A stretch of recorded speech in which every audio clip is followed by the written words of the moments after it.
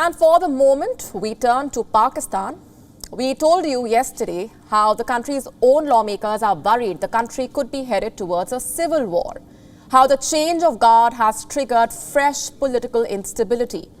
For now, the country finally has a cabinet, a committee of senior ministers who will control the government policy, and the list of their challenges is a long one. Getting to that in a bit. First, let's tell you about the cabinet. 31 cabinet ministers and 3 ministers of state, at least 20 of the ministers are first-timers, and the remaining 14 are political veterans. It's a mixture of experience and fresh blood. Which parties are these ministers from? Let me give you a quick breakdown. At least 13 ministries have gone to the PMLN, the Pakistan Muslim League Nawaz, that is Shehbaz Sharif's party. 9 ministries have gone to Pakistan People's Party. 4 went to Jamiat Ulema-e-Islam Fazl. Mutahida Qawmi Movement got 2, and 1 cabinet berth each was allocated to the Balochistan Awami Party, Pakistan Muslim League Qaid, and the Jamhuri Watan Party. Interestingly, the most keenly awaited debutant has not taken oath as a minister, Bilawal Bhutto Zardari. He was the front runner for the coveted post of foreign minister, but surprisingly, he has not been assigned any portfolio. And why is that? Has he been deliberately left out, or is the decision his own? Before we get to that, let's first introduce you to the man, Bilawal Bhutto Zardari, Oxford educated, a black belt in Taekwondo, and the chairman of the Pakistan People's Party. He is the son of Benazir Bhutto, the former Prime Minister of Pakistan, and Asif Ali Zardari, the former President of Pakistan. In December 2007, when his mother was assassinated, Bilawal was named her successor. He became the chairperson of the PPP. He was just 19 years old at the time and was studying at the Oxford University. The appointment was a tactical move, a bid to consolidate the party in the absence of his mother. His father even went to the extent of adding Bhutto to his last name, an attempt to keep the Bhutto legacy alive. Has Bilawal lived up to these expectations? Well, the answer really depends on who you ask. His critics say he is a good-for-nothing dynast. They mock his anglicized Urdu accent, a constant source of amusement for many Pakistanis. There are countless memes about Bilawal's speeches and gaffes.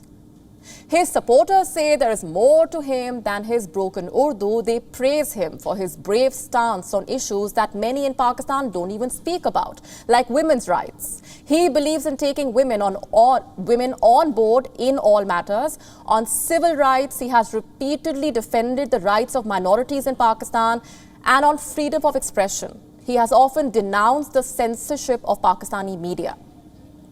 When the Imran Khan government fell, many expected Bilawal to get rewarded for his efforts to unite Pakistan's opposition.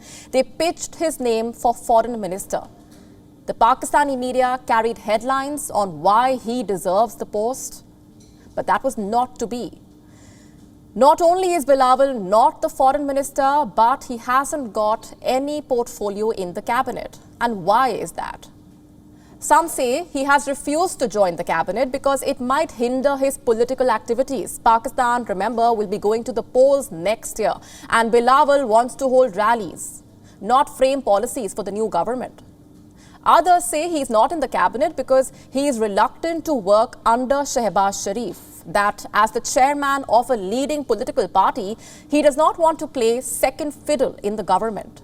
They say he wants to wait for the next election to get a post that suits his family name and stature. Now, this has led to speculation that the ruling coalition is divided, that it's already not on the same page. Bilawal's actions are fueling this speculation further. Earlier today, he left for London to meet the former Prime Minister and PMLN Supremo Nawaz Sharif, the elder brother of Prime Minister Shehbaz Sharif. What for? Apparently to discuss the current political situation. What situation? Sources privy to the development say that he is likely to take up the issue of non-inclusion of certain leaders in the cabinet, namely members of Awami National Party and the Balochistan National Party Mengal. Reports say these allies are not happy with the new cabinet, and Bilawal Bhutto will discuss their grievances with Sharif Sr. So less than 10 days since the change of guard, the new government of Pakistan is already struggling to keep itself together. We knew this would happen, but we did not expect it to happen so soon. And political divisions is just one challenge. The other, of course, is Pakistan's economy. It's in the doldrums. Reports say the IMF has put Pakistan's current account deficit and inflation at higher levels. Their statistics are in sharp contrast to the targets set by the previous government. The World Bank has also released a report. It says around 34% of Pakistan's population is living on just $3.2 a day. That's 588 Pakistani rupees. The report also says Pakistan's key financial indicators are further worsening. It has asked the new government to implement urgent measures in order to fix them. In fact, the new Prime Minister, Shehbaz Sharif, has himself admitted that his country is drowning in debt. Poverty, unemployment, inflation. He says he will soon set the ship ashore and get Pakistan out of this financial mess. But to do that, Shehbaz Sharif will first have to get his house in order. He will have to keep the coalition together and bring all partners on the same page. And from the looks of it, this is not going to be an easy task for him. A lot depends on how Bilawal Bhutto's meeting with Nawaz Sharif pans out. This is a developing story and we will be keeping a track.